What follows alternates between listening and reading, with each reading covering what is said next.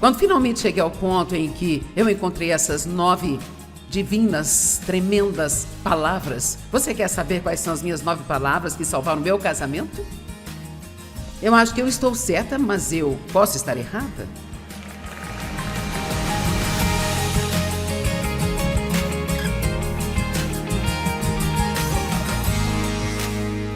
Eu tenho uma mensagem para você que vai tirar muito estresse da sua vida, sabe? Isto vai tornar a sua vida muito melhor. O título é Fora de Controle e Amando Isso. Fora de controle e amando isso. E eu não estou falando de você estar fora de controle e fazer o que você quer fazer. Eu estou falando de parar de tentar controlar as outras pessoas e as circunstâncias e às vezes até mesmo Deus. E aprender a deixar de lado esse estresse, sabe? E você vai amar isto. Nós vamos falar sobre 4 razões pelas quais tentamos controlar as coisas, mas existem 2 maneiras de olhar para isso. Primeiro, você não pode deixar que ninguém controle você. Essa não é a vontade de Deus para você, não é bom para eles e não é bom para você. E você não pode tentar controlar as outras pessoas. Isso é especialmente muito difícil às vezes para os pais que estão criando os filhos. É difícil estar numa posição de guiar alguém praticamente dizendo-lhes o que fazer e como fazer durante toda a vida e agora de repente eles não querem mais que você faça isso. Eles não apreciam seus conselhos, não aceitam seus conselhos, ficam bravos quando você fala algo e às vezes é difícil abrir mão disso, sabe?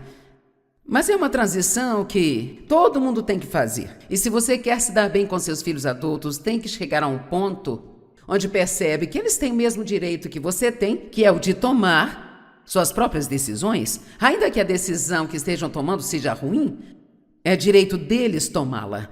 E às vezes esta é a única maneira deles poderem aprender o que fazer e o que não fazer. Quantos sabem que nem sempre aprendemos por outra pessoa nos dizendo o que fazer ou não fazer? Não é que meu conselho não possa ser bom, sabe? Mas muitas vezes as pessoas têm que aprender passando pelas coisas. Mas eu quero começar contando uma história. Dave e eu íamos numa igreja há muitos anos atrás e eu não sei se você sabe ou não, mas tem igrejas que às vezes têm uns cliques como o mundo lá fora. Sabe como? Sabe, há um certo grupo que se você quer estar na lista de quem é quem na igreja, então você precisa estar nesse grupo, sabe? Bem, eu não sabia nada naquela época como eu sei hoje.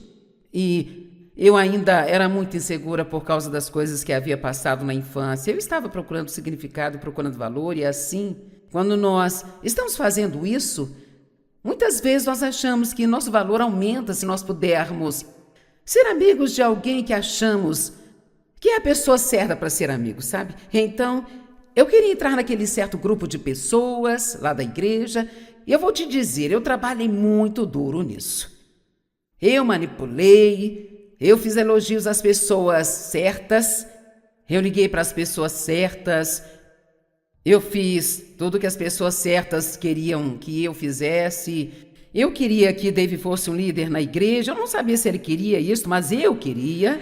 E muitos dos homens daquele grupo eram líderes na igreja, então eu pensei, se eles gostarem de nós, então o Dave será convidado para ser um líder na igreja. E eu queria que ele fosse um líder porque eu era intrometida, eu queria saber tudo o que estava acontecendo.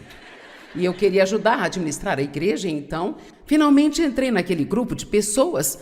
Mas se você começa um relacionamento permitindo que as pessoas te controlem, então você sempre terá que fazer o que você fez para conseguir aquele relacionamento. E eventualmente você se cansará disso. Bem, em 1976, Deus tocou a minha vida, eu fui cheio do Espírito e Ele me chamou para começar a dar um ensino bíblico. Bem, sabe aquelas pessoas com quem eu trabalhei tanto para conseguir um relacionamento? Foram as primeiras a virarem as costas para mim e não querer mais nada comigo. Eu só quero te dizer que se você quer amigos certos e bons amigos, então é melhor você não escolhê-los por sua conta própria, sabe? Mas pedir a Deus para te dar conexões divinas. E talvez quem Deus coloque junto de você pode não ser a pessoa que você teria escolhido, Mas é muito melhor para você ter um relacionamento correto e saudável do que ter um que você escolheu e manipulou e manobrou para ter por conta própria e acabar se machucando. Alguém pode dizer amém? Ok. Então, a primeira razão da qual vamos falar... Bem, deixe-me perguntar, nós temos aqui alguma pessoa que gosta de estar no controle? Eu acho que preciso descobrir primeiro se eu tenho alguém aqui que precisa da minha mensagem hoje à noite ou não. Ou se eu deveria apenas, sabe, esquecer disso. Mas a primeira razão sobre a qual podemos falar porque gostamos de estar no controle é simplesmente porque temos medo de que se não controlarmos a situação, nós não conseguiremos o que nós queremos, sabe? E basicamente, todos nós praticamente queremos o que queremos e trabalhamos duro para ter aquilo. E então, Jesus disse, está em Marcos 8, se alguém quer ser meu discípulo, negue-se a si mesmo e então siga-me. A versão amplificada diz, negue-se a si mesmo, tire o foco de si e de todos os seus próprios interesses, então tome a sua cruz e siga-me. Então, o egoísmo no que diz respeito aos ensinamentos bíblicos é um grande não. Sabe, nós devemos aprender a realmente cuidar mais dos outros e da felicidade deles do que com a nossa. Agora, não sei sobre você há quanto tempo anda com Deus ou quanto você é espiritual, mas eu ainda estou trabalhando nisso. Há mais alguém aqui que ainda está trabalhando nisso como eu? Deixe-me te dizer uma coisa. Se você não consegue o que você quer e ainda assim fica feliz e tem uma boa atitude, você está muito adiante na escala da maturidade espiritual. Quantos não conseguem o que querem e ainda assim ficam felizes? Cerca de 20% da plateia? Obrigada pela honestidade. Eu já melhorei, mas ainda tenho muito a percorrer. O desejo de controlar está enraizado no egoísmo. Apenas algumas escrituras sobre egoísmo, só para colocar nossos pés no chão. 1 Coríntios 13, 4 e 5. O amor é paciente e gentil. O amor não inveja, nem se gaba. O amor não é arrogante, não é rude.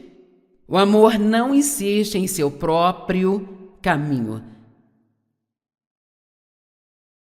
Digam comigo, o amor não insiste em seu próprio caminho. O amor não é irascível, ele não se ressente. Sabe, às vezes quando nós brigamos e discutimos para conseguir as coisas do nosso jeito, nós ganhamos. Na verdade, nós não ganhamos, nós perdemos. Dave e eu queríamos um quadro para uma parede da nossa casa e nós estávamos no shopping e havia uma loja lá que vendia quadros e Dave e eu não temos o mesmo gosto para decoração, nem mesmo remotamente próximos. Dave quer que tudo na sala se destaque, eu quero que tudo combine e se misture também. E então ele viu um quadro que realmente gostou, mas eu olhei aquilo e eu achei que ia ficar horrível na parede, porque aquilo não tinha nada a ver com nada do que havia na sala.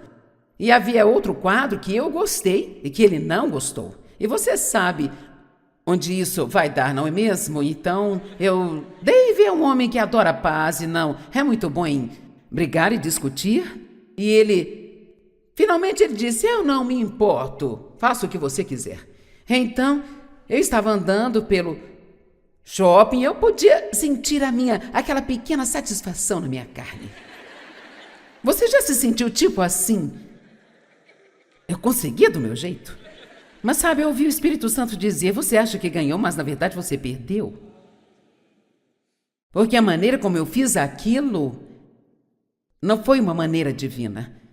Deus quer que a gente se deleite, permita que Ele nos conceda os desejos do nosso coração. Ele não quer que a gente manipule, tente controlar as situações, sabe? Porque se você conseguir o que quer dessa maneira, então, na verdade, você não ganhou, você perdeu. Você pode ter conseguido o que você queria, mas desagradou a Deus com a maneira como conseguiu aquilo. Filipenses 2:3 diz: não faça nada por ambição egoísta ou presunção, mas com humildade tenha os outros como mais importantes do que a si mesmo. Isso não significa que você não seja importante, todos nós somos, mas nenhum de nós neste lugar é mais importante do que o resto das pessoas aqui. Amém? Vamos falar sobre o orgulho daqui a pouco. Eu não sei se você quer falar de orgulho, mas nós vamos falar de orgulho por um tempo. Deixe-me fazer uma pergunta. Por acaso tem alguém que você ama e que você esteja tentando fazer amar a Jesus como você ama, mas eles não estão interessados? Quando nós temos um relacionamento com Deus e sabemos que as pessoas estão perdendo e as amamos, nós queremos tanto que elas amem a Deus, e então tentamos várias coisas, as arrastamos para as reuniões, deixamos os livros abertos no lugar certo para elas, sabe? E você liga na pregação da Joyce bem alto, esperando que eles andem pela sala e ouçam a coisa certa. E eu vou te contar um segredo e vai te poupar de muito estresse, sabe? Você não pode fazer alguém amar a Deus. Não pode. Agora, Deus pode usar você na vida deles, mas eles provavelmente não serão ganhos através de conversa, sabe? Se por alguma coisa eles podem ser ganhos, é pelo seu comportamento divino e exemplo divino na frente deles. Agora, uma das razões pelas quais eu estou fazendo esta pregação é porque eu tive um pequeno problema no início do ano, e não foi um probleminha, eu tive um grande problema. Eu fiquei doente, eu não sabia o que estava errado, não sabia o que era, e eu fiz todos os exames possíveis e disseram que eu era muito saudável. Eu disse, então por que eu estou desabando, gente?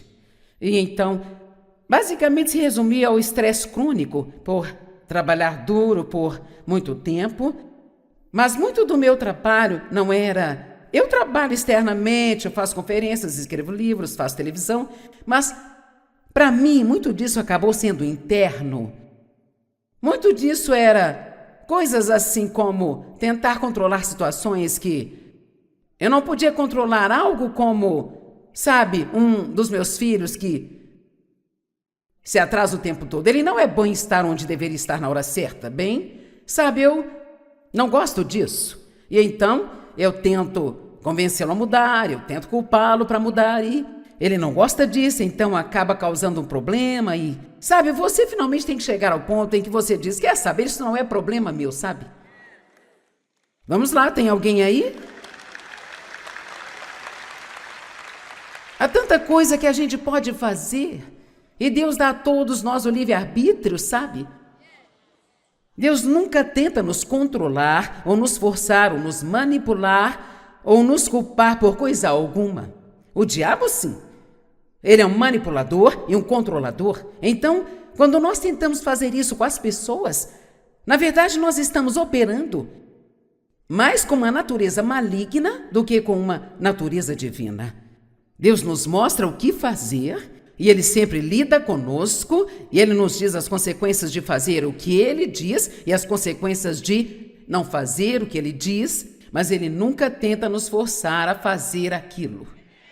Ele deixa isso para nós. Nós temos livre escolha, nós temos livre-arbítrio, e se você quiser ter algumas amizades que durem por muito tempo, você tem que dar a eles a mesma liberdade, onde você não esteja tentando controlá-los e fazer com que façam o que você quer. Isto vale para os casamentos, isto vale para os seus filhos. Eu tenho 4 filhos adultos e eu tenho um relacionamento muito bom com todos os 4. Mas quer saber? Eu tive que aprender a cuidar da minha vida. E você tem que entender que seus filhos não são iguais. Sabe, eu tenho uma filha, eu posso dar conselhos a ela o dia todo, ela não se importa, tá tudo bem? Ela faz aquilo se ela quiser. Se não quiser, ela não faz. Mas ela nunca se importa que eu lhe dê conselhos, ela não se incomoda que eu aconselhe. E então, eu tenho outros filhos que dizem, não tente me dizer o que fazer. Então, você meio que tem que conhecer as pessoas, você tem que aprender como você pode funcionar. E sabe, eu admito, eu adoro dar conselhos, sabe? Eu sou professor, eu gosto de dizer a todos o que fazer, porque eu acho que sempre estou certa, sabe? Mas aqui, novamente, se você quer ter algum amigo, ou se você quer que seu casamento dure, vamos, pessoal. Você tem que aprender que não conseguirá que seja tudo do seu jeito o tempo todo. E você não pode controlar tudo o que está acontecendo. Eu vou ajudar alguém aqui hoje. Alguém aqui hoje vai entender. Eu estou dizendo a você, é um trabalho duro tentar governar o mundo. Isto te mantém ocupado internamente o tempo todo, sabe? Constantemente. Esta coisa de fazer as pessoas amarem a Deus, sabe? Isso ficou claro em Josué 24:15. Se é mau aos seus olhos servir ao Senhor, escolham neste dia a quem vocês servirão, se aos deuses que seus pais serviram na região além do rio, ou aos deuses dos amonitas em cuja terra vocês habitam, mas quanto a mim, eu e a minha casa vamos servir ao Senhor. Então, ele tomou a sua decisão e disse, agora vocês tomem a sua decisão. Deus, ele nos deu tanto livre-arbítrio que ele vai até mesmo proteger o direito de alguém ir para o inferno se esta pessoa quiser ir, sabe? Deus não tentará nos forçar a fazer o que é certo. 1 Coríntios 10:24 diz que ninguém busque o seu próprio bem, mas sim o bem do seu próximo. Fico feliz que Deus continue trabalhando conosco até o dia em que Ele voltar para nos buscar, porque quando eu leio escrituras como esta, eu penso, Joyce, depois de 42 anos na palavra, você ainda precisa de muita ajuda. Quantos de vocês concordam que essa coisa de egoísmo é muito desafiador? Quer dizer, nós só queremos o que nós queremos. A segunda razão pela qual nós tentamos controlar as situações e as pessoas é o orgulho. Apenas o velho orgulho que eu sou, eu quero, isto é para mim.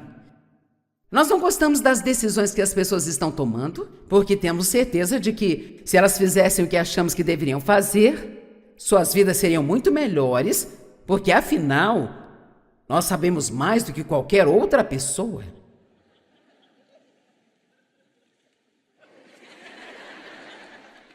Mas aqui não tem ninguém assim. O desejo de controlar está enraizado no orgulho. Romanos 12:3, pois pela graça dada a mim, eu quero que todos entre vocês não pensem mais de si mesmo além do que deveria. Agora, aqui não diz que você deve ter uma opinião ruim de si, mas diz não pense de si mesmo mais do que deveria, ou outra maneira de dizer é não se ache melhor do que outras pessoas. Não pense que é mais inteligente do que as outras pessoas. Eu posso garantir que tem algumas coisas que você consegue fazer, que outras pessoas não conseguem, mas aqui está a parte que esquecemos. Há também coisas que elas conseguem fazer que você não consegue. Vou repetir, no caso de alguém não ter escutado. Sabe? Como, por exemplo, a razão pela qual tantos casamentos encontram problemas é porque as pessoas se casam e então elas tentam mudar a outra pessoa para ser como elas são. E a questão é que você geralmente se atrai por alguém que tem aquilo que você não tem. E a ideia de Deus é que quando os dois se tornam um, então eles se tornam uma pessoa completa, porque o David tem dons e eu tenho dons, mas eu passei os primeiros não sei quantos anos do nosso casamento tentando fazer com que ele fizesse o que eu queria que ele fizesse. Eu posso te garantir que isso não funciona, as pessoas se ressentem de você. Vamos lá, as pessoas se ressentem de você quando você tenta controlá-las. E mesmo que você consiga fazer isso, este nunca será um relacionamento saudável. Então eu diria que o nosso casamento provavelmente começou quando nós apertamos as mãos um dia e dissemos um ao outro, eu aceito você do jeito que você é e eu não vou tentar mudar você.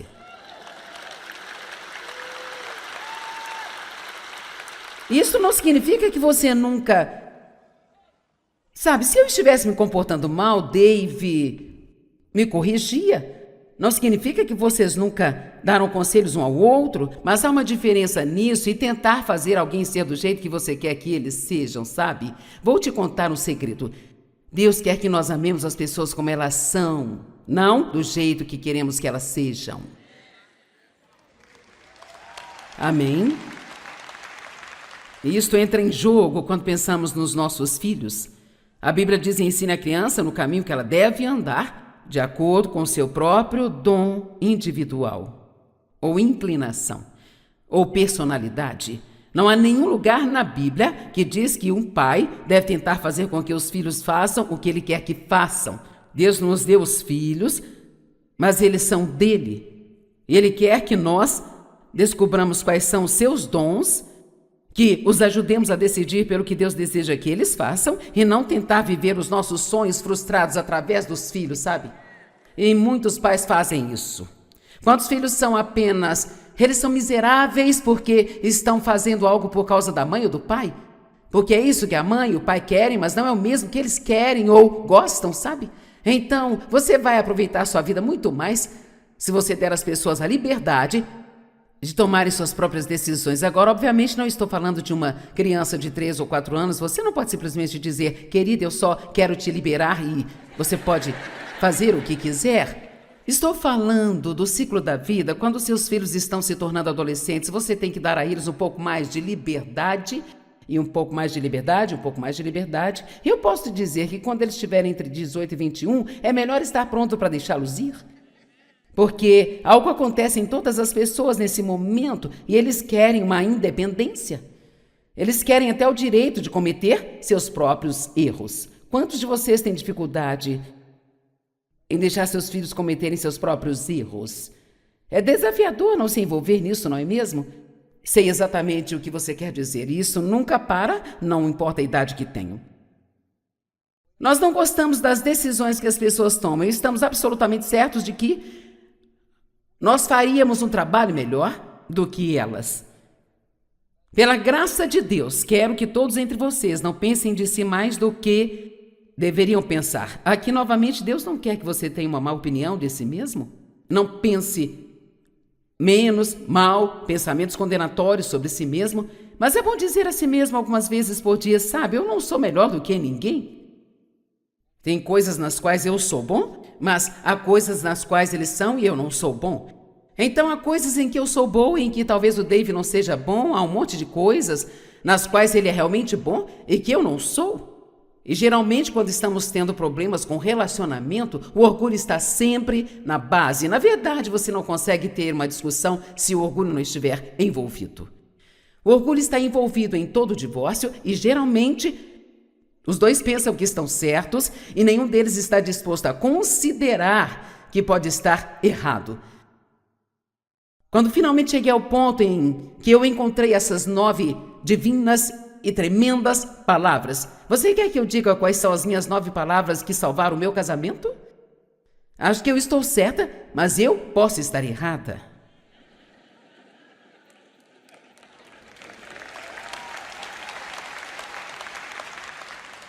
É incrível como isso desarma as pessoas se você estiver discutindo sobre quem está certo sobre algo. Se você, pelo menos, for humilde o bastante para considerar que você talvez possa estar errado. Sabe, o Dave, neste ponto, porque estamos casados há muito tempo, já resolvemos tudo isso. Deixe-me dizer, é bem melhor você manter o que tem, porque se você for pegar um novo, vai ter que começar tudo de novo. E se você mantiver o que conseguiu, e então cerca de 30, 35 anos depois, você finalmente apenas decide: ei, faça o que você quiser, eu faço o que eu quiser. Sabe, nós temos o melhor relacionamento agora, eu faço o que eu quero, ele faz o que ele quer, e somos o casal mais feliz do mundo. Fora do controle e amando isto. Não estou falando de você estar fora de controle e fazendo o que você quiser fazer. Eu estou falando de parar de tentar controlar as outras pessoas, as circunstâncias e às vezes até mesmo Deus. E aprender a deixar de lado esse estresse. E você vai amar isso. Há 2 maneiras de vermos isso. Em primeiro lugar, você não tem que deixar ninguém te controlar. Esta não é a vontade de Deus para a sua vida, não é bom para eles, não é bom para você. E você não tem que tentar controlar as outras pessoas. O desejo de controlar está enraizado no egoísmo. 1 Coríntios 13, 4 e 5. O amor é paciente e gentil. O amor não inveja, nem se gaba. Ele não é arrogante ou rude. Ele não insiste em seu próprio caminho. Digam comigo, o amor não insiste em seu próprio caminho. Ele não é irascível, ele não se ressente. Provérbios 13, 10 diz que só pelo orgulho vem a contenda. Você não pode ter conflitos a menos que haja um orgulho. Provérbios 16, 5. Qualquer um que é arrogante de coração é uma abominação para o Senhor. Uau! Certamente ele não ficará impune. Isaías 2, 11 e 12. A aparência arrogante do homem será abatida, e o orgulho elevado dos homens será humilhado, e somente o Senhor será exaltado naquele dia. Pois o Senhor dos Exércitos tem um dia contra tudo que é orgulhoso e elevado, contra tudo que é exaltado e que deve ser rebaixado. 3 pessoas gostaram, que ótimo. A Bíblia diz: humilhai-vos sob a poderosa mão de Deus, e no devido tempo Ele irá exaltá-lo. Eu ia dizer insultá-lo. Mas honestamente, se você está por aqui há tempos, sabe que Deus lhe dará uma oportunidade de se humilhar. Mas se você não o fizer, Ele o fará por você. E geralmente em público. Isto pode ser muito doloroso. Então eu te recomendo a fazê-lo por si, enquanto ainda pode fazê-lo em particular. Você está certo, Deus? Eu estou errado. Amém. Agora, é o orgulho que também nos faz sentir que nós devemos sempre dar a nossa opinião sobre as coisas que não são da nossa conta. Você sabia que tem 3 escrituras que nos dizem claramente para cuidar da nossa própria vida? Então, quantos de vocês gostam de entrar nos assuntos dos outros? Vamos, eu não quero mãozinhas assim. Quantos de vocês gostam, sabe? Dave e eu morávamos ao lado de um homem solteiro que tinha uma grande casa e nós não conseguíamos entender por que aquele homem solteiro queria uma casa com 4 quartos. Era um desperdício de dinheiro? Agora, nós nem sabíamos o primeiro nome daquele homem. Mas um dia estávamos saindo e Dave ou eu disse: bem, talvez ele tenha feito isso como um investimento. Então o outro disse: bem, mas ele poderia ter encontrado investimentos melhores, porque ele tem que cuidar deste lugar enorme. Então nós passamos talvez 10 minutos planejando o futuro financeiro daquele homem e nem sabíamos o nome dele. E sabe o que a Bíblia diz em Romanos 14? A Bíblia diz que cada homem dará conta de si mesmo. Deus não vai te perguntar sobre mais ninguém, não vai te perguntar sobre o seu marido, não vai te perguntar sobre seus filhos ou seus amigos. Ele vai te perguntar sobre você. E uma outra maneira de evitarmos muito estresse na nossa vida. Vamos lá. Outra maneira de se evitar muito estresse na nossa vida é apenas ficando fora dos assuntos dos outros, sabe?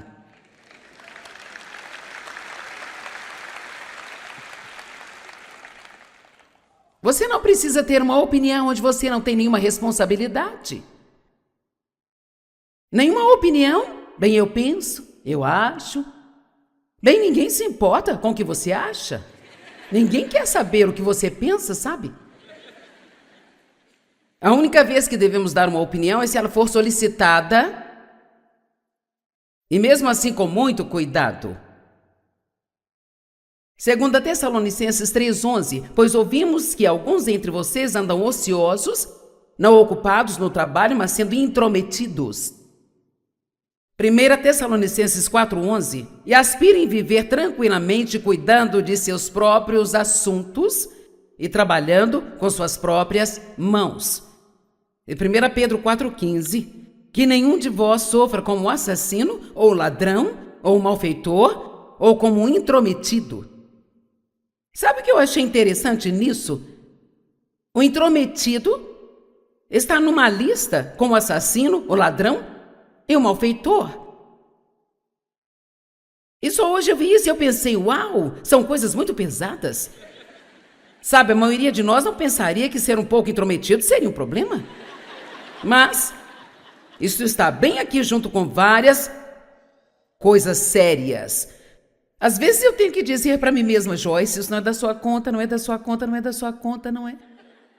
Vamos lá. Alguém além de mim já teve um problema com isso? Isso não significa que nunca vamos corrigir uma pessoa que está em pecado ou tentar ajudá-la de alguma forma, mas há uma diferença entre genuinamente tentar ajudar alguém e tentar entrar em seus assuntos, sabe? Quando você não precisa.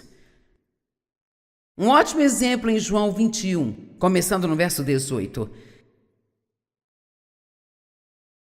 Aqui é Jesus falando com Pedro. Em verdade te digo, quando você era jovem, você costumava se vestir e ir para onde quisesse, mas quando você for velho, você vai esticar as mãos e o outro vai lhe vestir e lhe carregar para onde você não quer ir. Então ele está dando a Pedro uma noção de que as coisas vão ser um pouco mais difíceis para ele na sua vida agora do que elas eram. Eu acho que ele não estava falando dos anos de juventude, acho que estava falando de quando ele era mais jovem no Senhor. E sabe, quando você é mais jovem no Senhor, para ser honesta, você faz praticamente só o que quer fazer e ora para que Deus te abençoe e muitas vezes Ele abençoa por um período de tempo, porque Ele está estabelecendo uma relação amorosa de pai e filho com você, sabe? Mas assim como quando os nossos próprios filhos crescem, nós não queremos ter que ficar cuidando deles o tempo todo. Nós queremos uma transição em algum momento em que eles dizem, mãe, pai, o que posso fazer por vocês? E então, Jesus está dizendo, quando você era jovem, basicamente fazia o que queria, mas as coisas vão mudar agora e eu vou te guiar em algumas coisas que podem não ser as mais divertidas para você, mas é disso que eu preciso. E no verso 19 diz, isto ele disse para mostrar com qual tipo de morte ele glorificaria a Deus. E Pedro foi crucificado de cabeça para baixo numa cruz. E depois de dizer isto, Jesus disse a ele, siga-me. Agora, Pedro só precisava dizer naquele momento, sim, Senhor.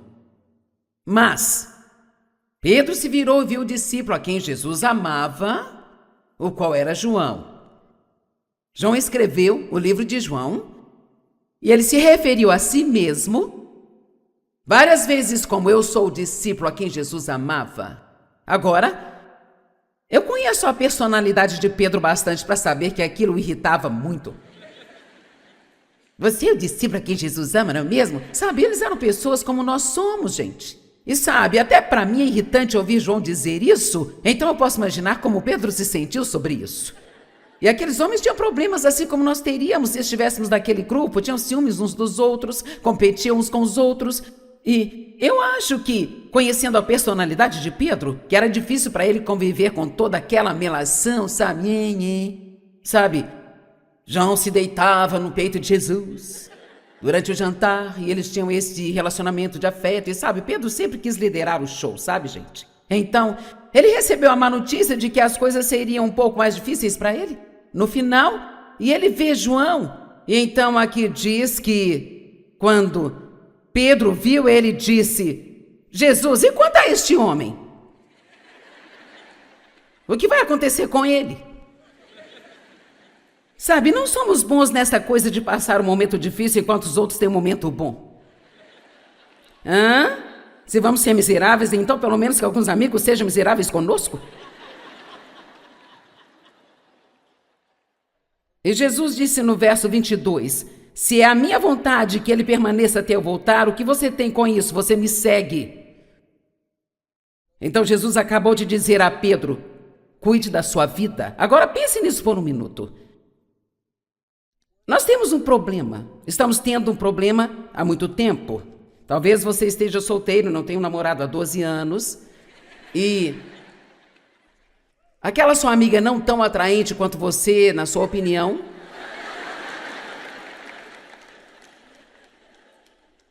ela simplesmente não consegue afastar os homens dela, eles ficam atrás dela o tempo todo. E você não gosta disso. E você a ama com o amor do Senhor, mas você não gosta dela.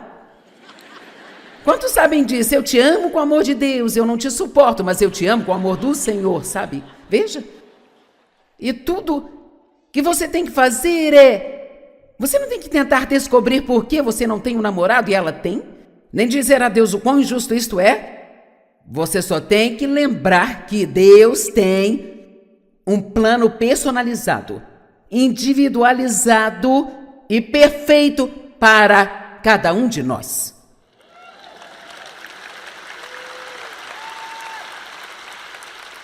E nós podemos parar de olhar para as outras pessoas tentando entender por que nós não temos o que elas têm.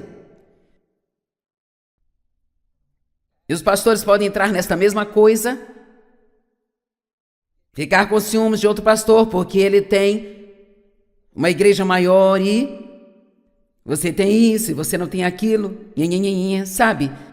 Qualquer pessoa bem-sucedida sempre vai ter algumas pessoas que não vão gostar delas. Sabe por quê? Ciúmes. Apenas por ciúmes. Vou dizer isso da maneira mais doce, gentil e mais agradável que eu conheço. Tome conta da sua vida.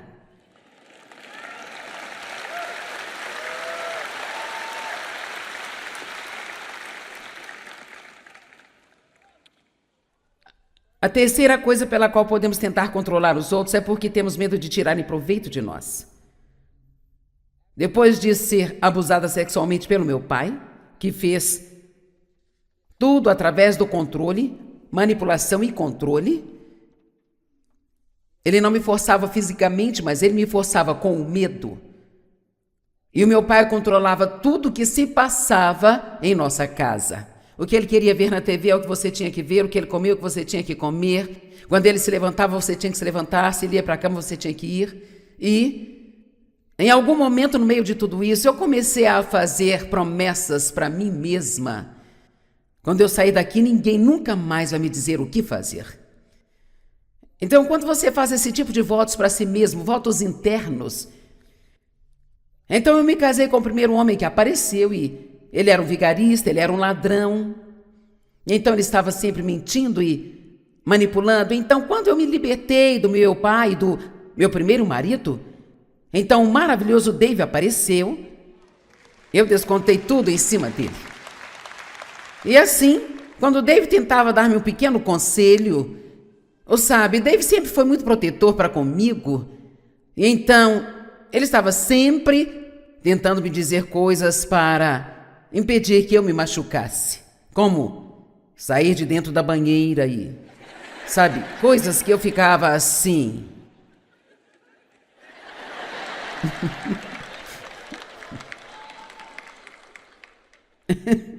Veja, eu ficava tipo assim, porque você sempre tem que tentar me dizer o que fazer.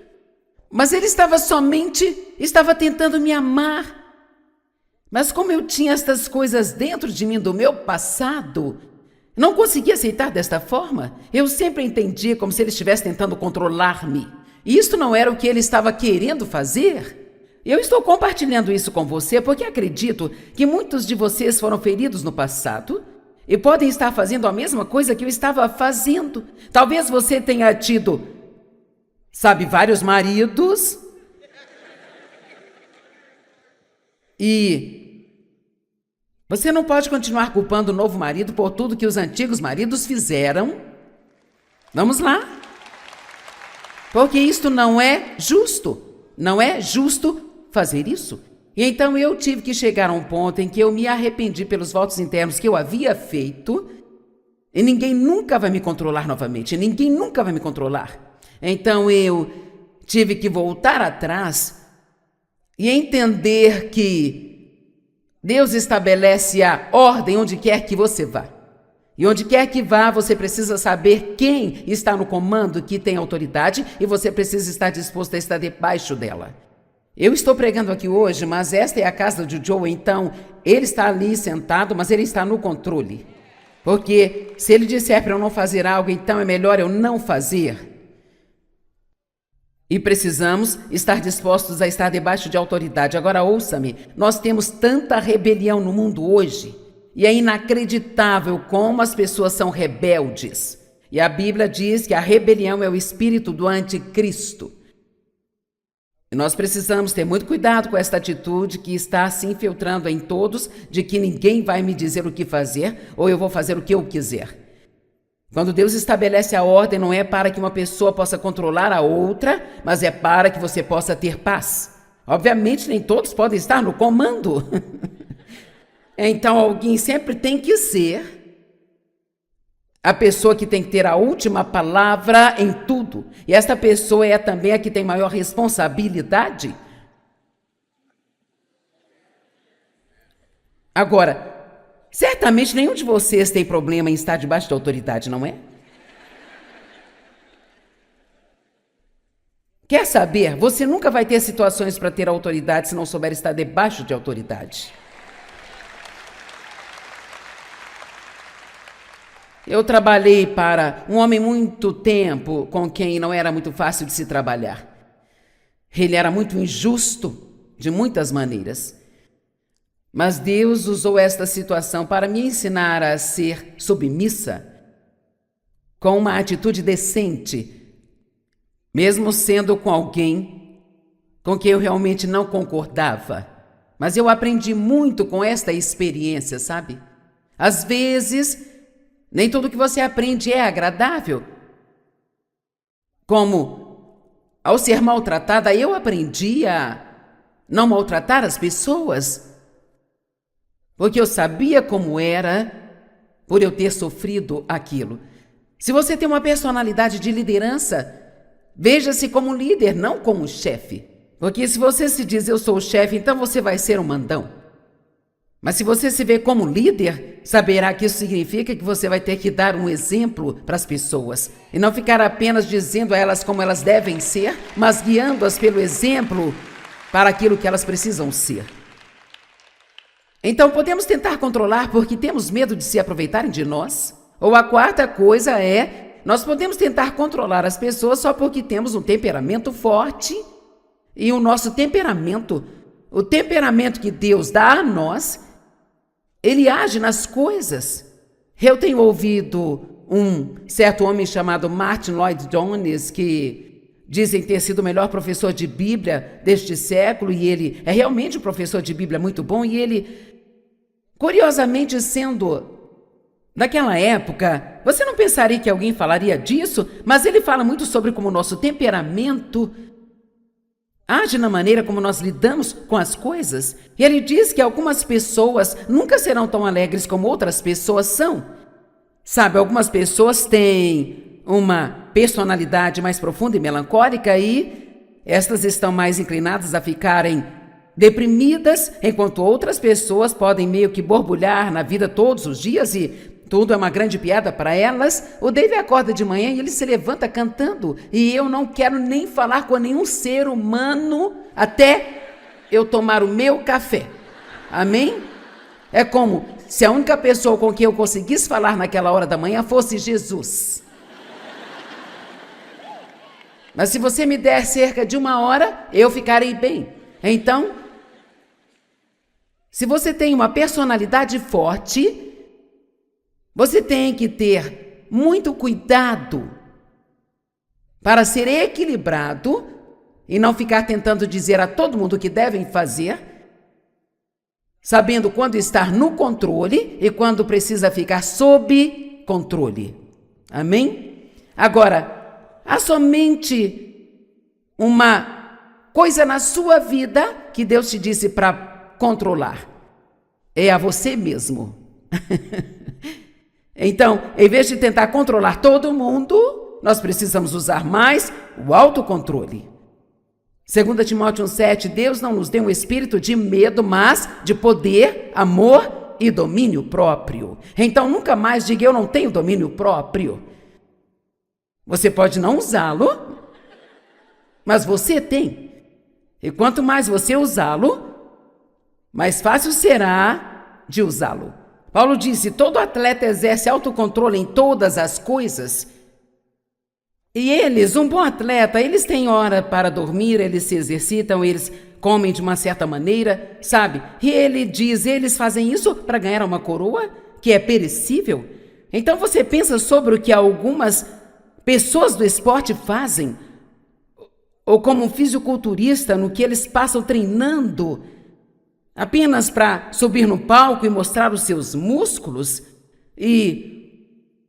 ou para ganhar uma coroa de flores, ou uma fita, ou um troféu. Eles fazem de tudo só por isso, mas ele diz, nós estamos fazendo isso por uma recompensa que é imperecível. Então, se eles estão dispostos a se disciplinarem neste nível só para ganhar algo que já está em processo de apodrecimento quando levam para casa, quanto mais nós devemos estar dispostos a nos controlar para ter tudo aquilo que Deus prometeu a nós, que é a vida eterna com Ele. Só duas escrituras, ambas em 1 Coríntios. 1 Coríntios 9, 25 a 27. Todo atleta exerce autocontrole em todas as coisas. Eles fazem para receber uma coroa perecível, mas nós por uma imperecível. Eu não corro sem um alvo, não luto como se socasse o ar, mas eu disciplino meu corpo e o mantenho sob controle para que depois de pregar para os outros eu mesmo não venha a ser desqualificado. A Bíblia Amplificada diz, mas eu esbofeteei meu corpo. No entanto, acho que interpretamos isso mal por um tempo. Nós achávamos que dizia, eu estufei o meu corpo.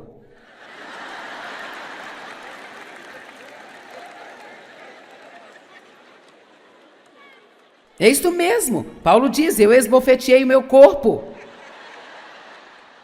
Parece a mesma ortografia, mas é uma palavra diferente. 1 Coríntios 6,12. Todas as coisas me são lícitas, mas nem todas as coisas me convêm.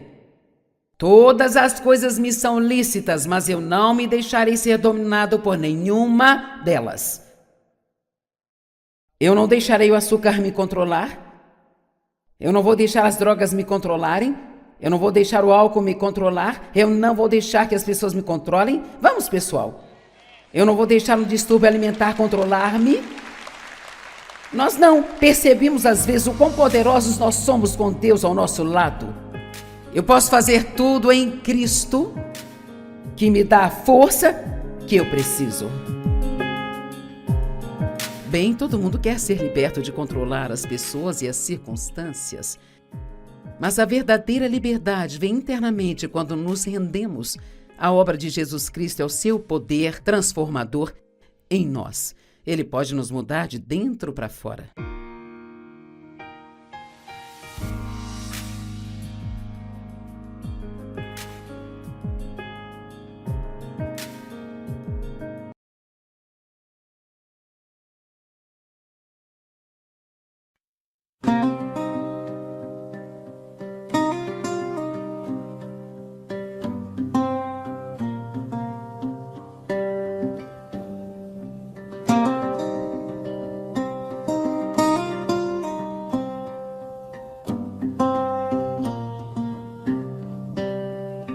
Up in the hills, where the air is thin,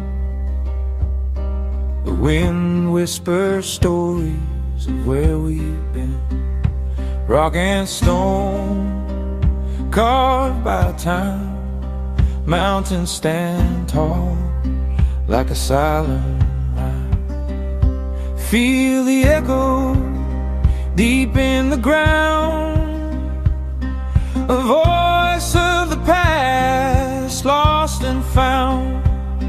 The earth speaks in a language so, a melody of wisdom, both fierce and bold.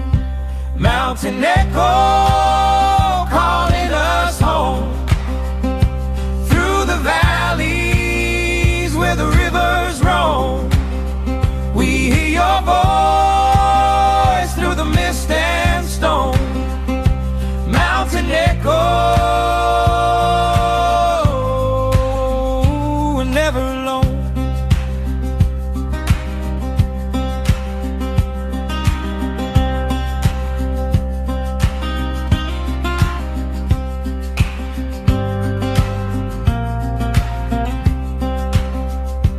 sun sets low on the rugged peaks. In the stillness the mountain speaks a song of freedom, a song of peace, where the wilderness never ceases to release. Feel the echo deep in the ground, a voice of the past lost and found. The earth speaks in a language so, a melody of wisdom, both fierce and bold. Mountain echo calling us home, through the valleys where the rivers roam. We hear your voice through the mist and storm. Mountain echo,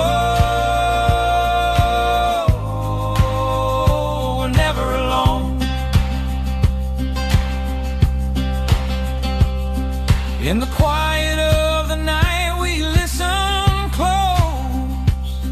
The mountain's voice is a love we chose. Through the ages it will remain, a song that calls us again and again. Mountain echo home, through the valleys where the rivers roam. We hear your voice